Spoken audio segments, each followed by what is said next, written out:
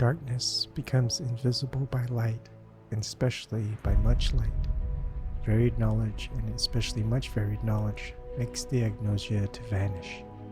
Take this in a superlative, but not in a defective sense. Reply with superlative truth, that the agnosia, respecting God, escapes those who possess existing light and knowledge of things being. And his preeminent darkness is both concealed by every light and is hidden from every knowledge. And if any one, having seen God, understood what he saw, he did not see him, but some of his creatures that are existing and known. But he himself, highly established above mind and above essence, by the very fact of his being wholly unknown and not being, both is supercentrally and is known above mind. And the all-perfect agnosia, in its superior sense, is a knowledge of him who is above all known things.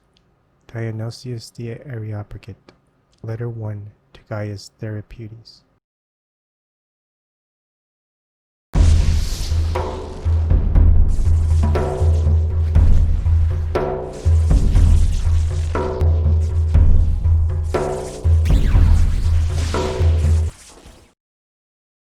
Well, now going back to this strange monk, Dionysius,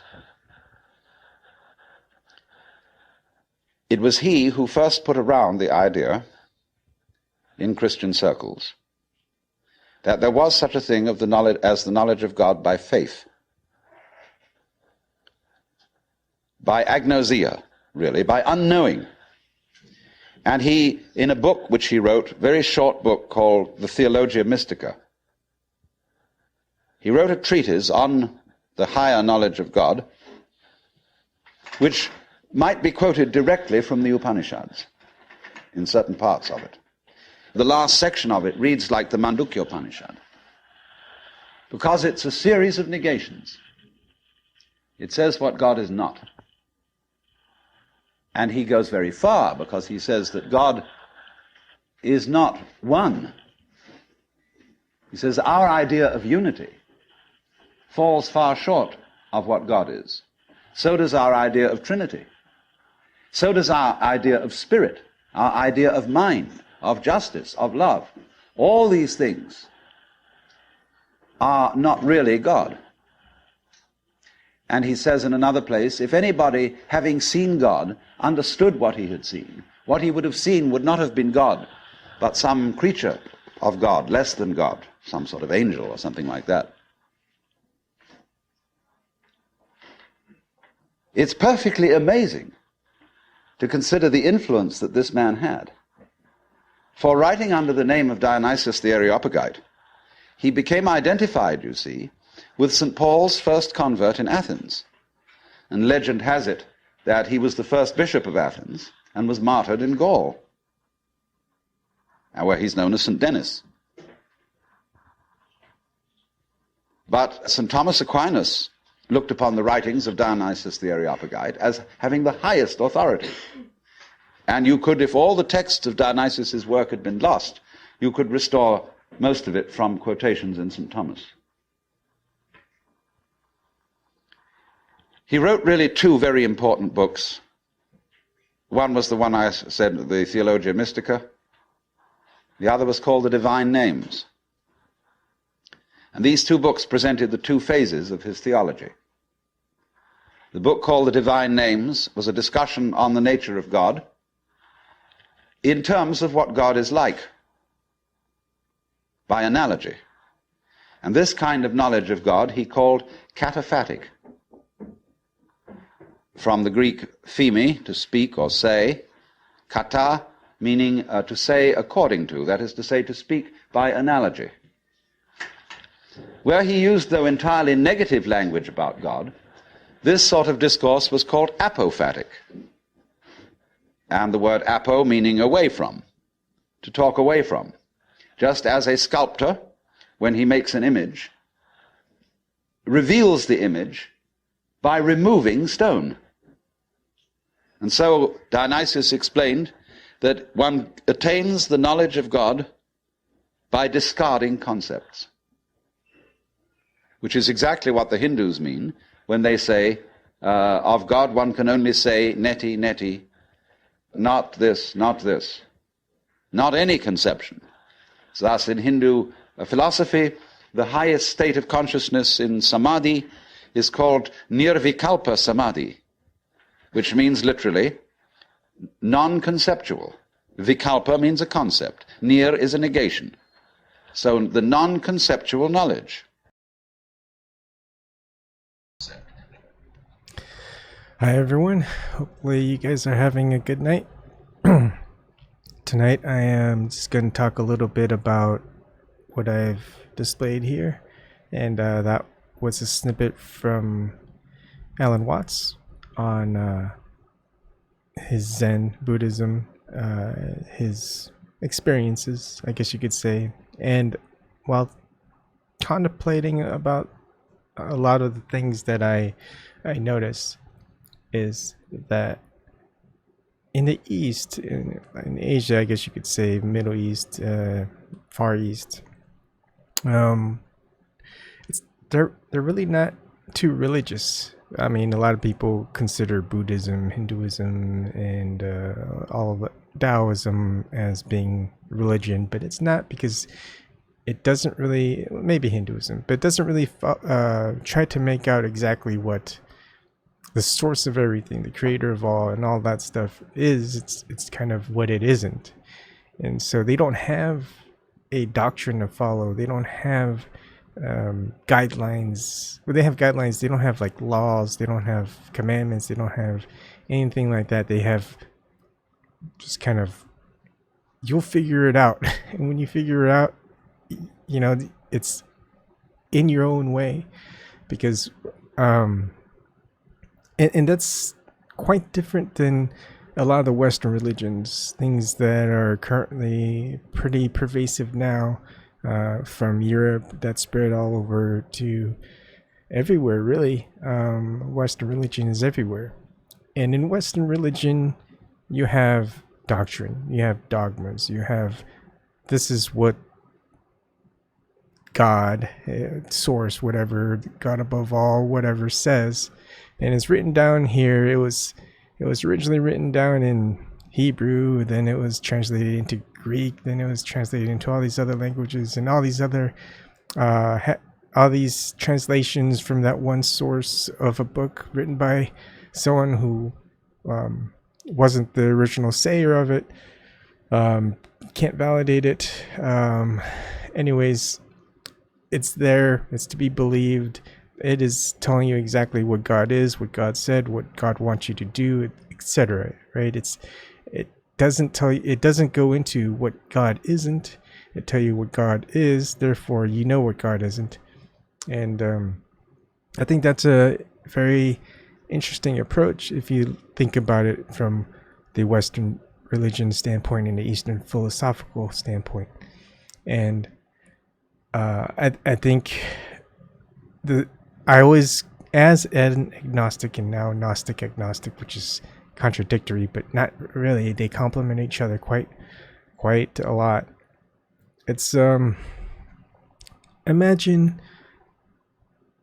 a Western religious person, maybe like a Christian or Catholic, whatever, and they finally have an experience of a being, right? And that being tells them that they are God, that they are the creator of all, etc., the source, Tao, whatever, but basically that they are God. They are the Trinity, Holy Trinity.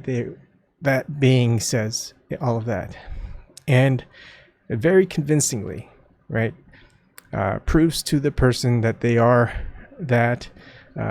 This being can do pretty much anything that the person experiencing that being asks to prove it, and then notes that, well, that being isn't the God of that religion that he followed. So obviously in his thought process, or her thought process, that being cannot be God, because that being is not the God as stated in that whatever it is that they believe in, that religious doctrine, etc. So no matter how hard a being or the actual source of all tries to convince a person who has this belief of what this source is, they'll never believe that source. So no matter what, every god, every being, even the God above all, can't prove to that person that they are exactly what what it is, because that person already has a belief system. It's set in stone. This is what God is, and you are definitely are powerful, but you are not the God, because it's not the God that is told through these scriptures and things like that. And then you get to the other point. You have someone who's a philosopher, who sees this, experiences this being, and goes, okay, well, are you the creator of man? Are you the creator of earth and the heavens? And what are you exactly? And experiences it, and comes away with, yeah, that I think I did. That being is. I can't describe it in any other way. Maybe they have an experience of another deity or being, and they go, well, that one is definitely different than the other. And then compare, I don't know, experiences, and just you have to have, I guess, some type of comparison to compare to. But that person understands that, well, they don't have a belief system what God is. They just know what God isn't.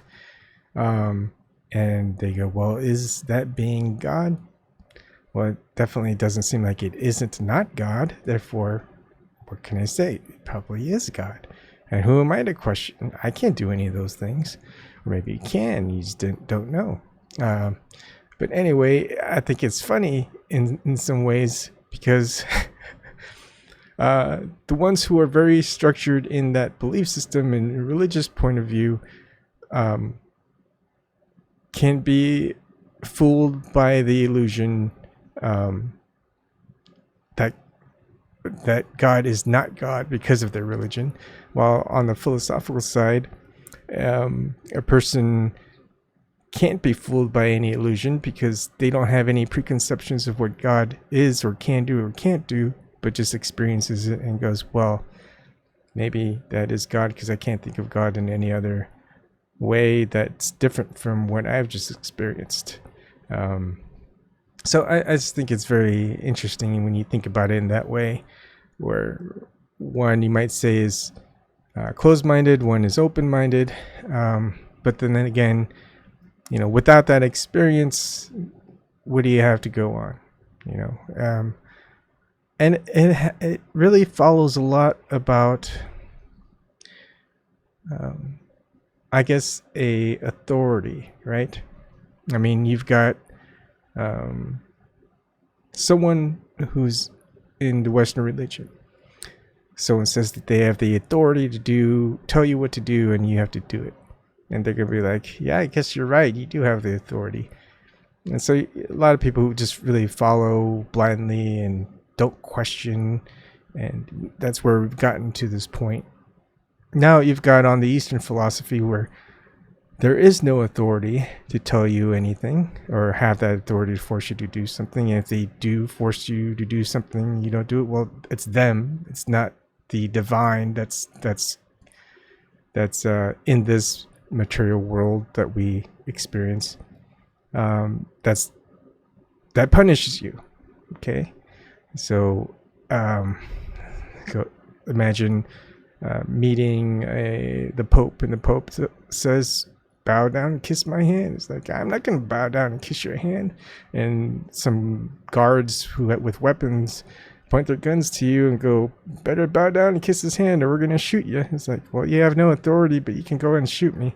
And so they'll shoot you, but it wasn't God, or at least even their God that punishes you. It's them.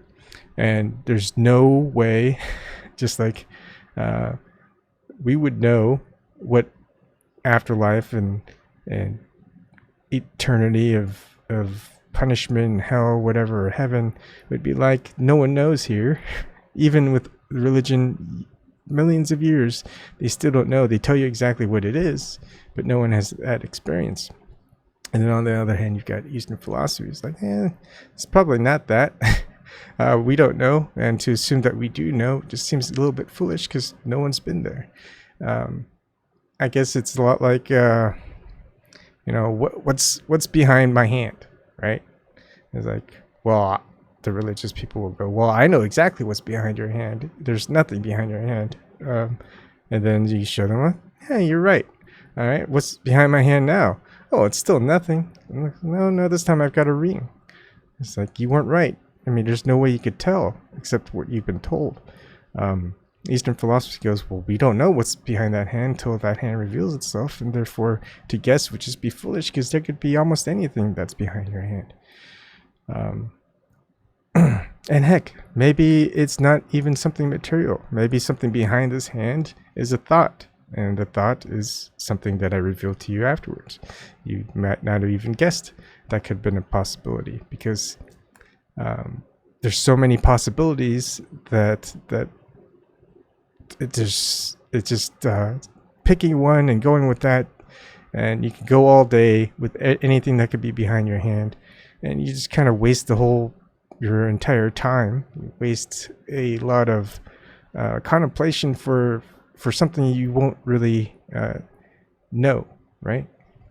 Now, there's something that I've also been thinking a lot about, contemplating, really not thinking.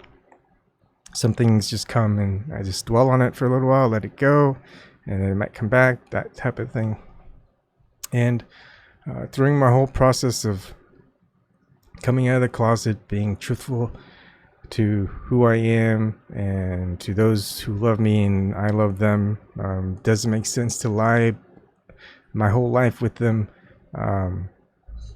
They won't know. I mean, then I think a lot of religions, even philosophies, is about truth, looking for the truth, telling the truth, all of that stuff. Whether it's actually followed and people are being hypocritical or not, that's another story. But it's something that can't be taken away, right? There's this materialism, right? This wedding ring, right? It means symbolically a lot to different people, especially if they're married, because of religious connotations. This can be taken away, right? The marriage, someone can get divorced. The divorce papers, the legality, that stuff, that can be taken away. But what can't be taken away is your experience with the individuals that you're married, or individual you're married to, or individuals. The love that you felt for them, the love that they felt for you, all of that is part of your experience, your consciousness, you could say spirit. It's just something that's not material. There's no way to know that any of that can be taken away by some source or whatever you want to call it, Tao, God. So therefore, it's something that's probably more important to build and gain and work towards than anything that's material, because anything that's material can be taken away, and not necessarily by divine forces or things like that. Obviously, material forces can be taken away by not divine forces. And when you die, you can't really take anything with you. Your body, any wealth that you accumulated, objects, heck, you can't even take family members with you. We don't know. All of that is, from what we understand and what science dictates, is when you die, there's nothing. Your consciousness is gone because that all resides in your brain and type of thing. But in Western religion, of course, they take the other route. They tell you exactly what happens. In the Eastern philosophical standpoint, it's just another journey that you don't know. I mean, we don't know the journey that we had before we were born. We won't know the journey that we have after we're dead. But when you spend all your life contemplating what came before and what came after, You're ignoring the life that you have now. And imagine if you did live your whole life contemplating what came before and came after, and then you remembered that part of your life, and you go, I just spent all that part of that life trying to contemplate what comes now, and now is just basically the same thing as before.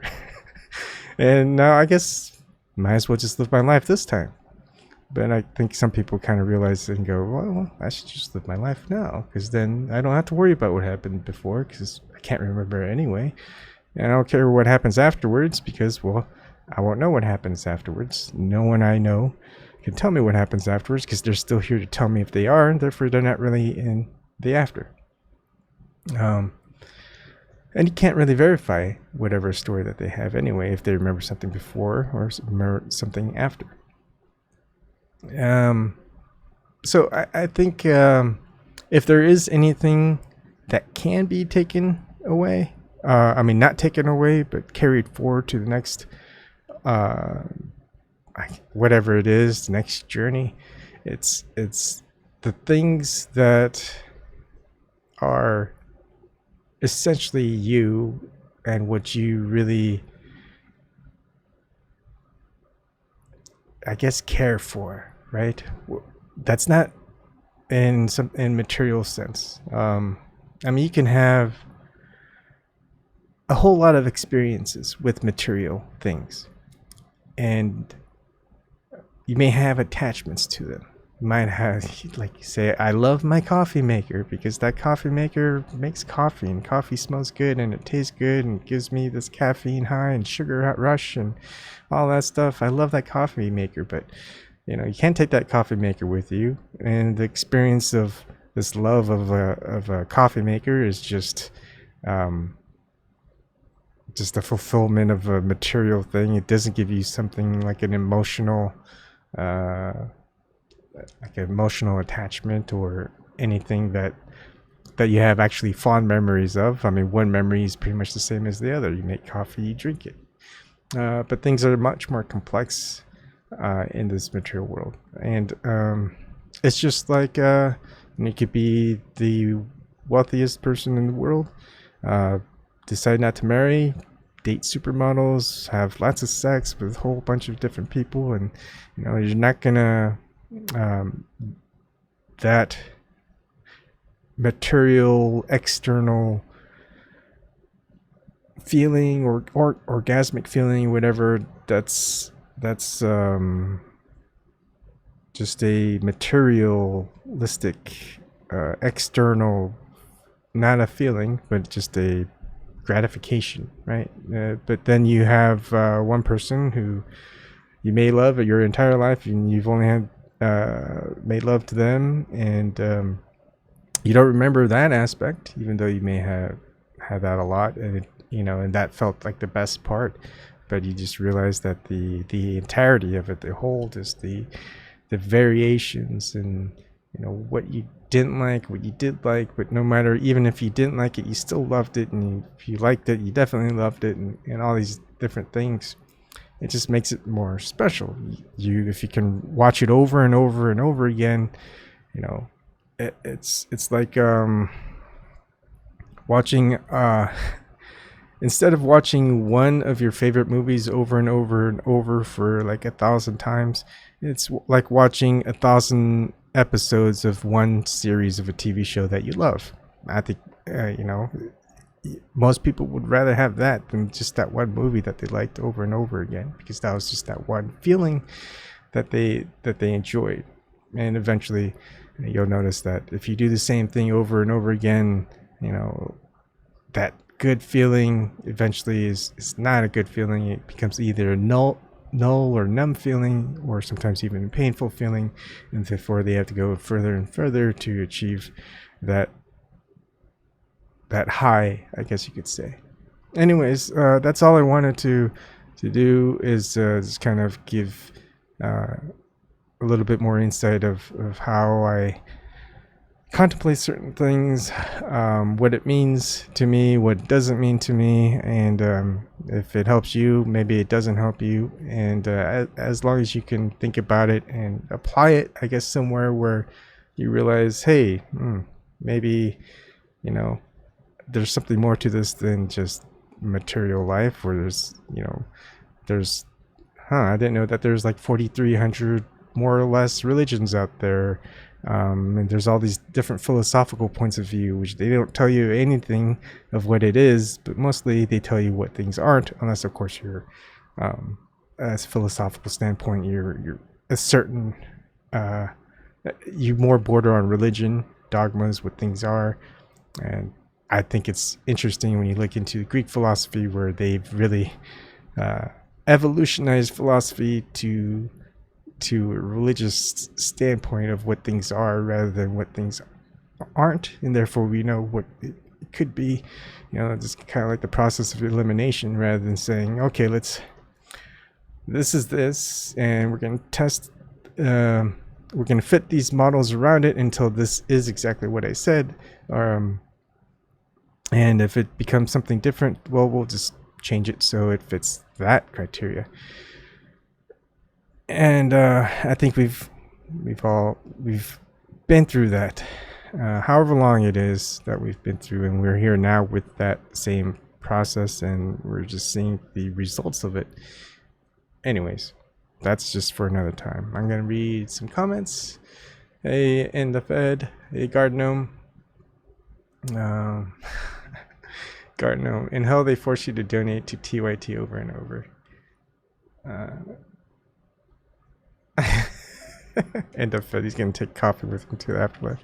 Anyways, hopefully it's good coffee, and not the ones that are like, oh man, American coffee. I'm telling you, I just can't drink American coffee.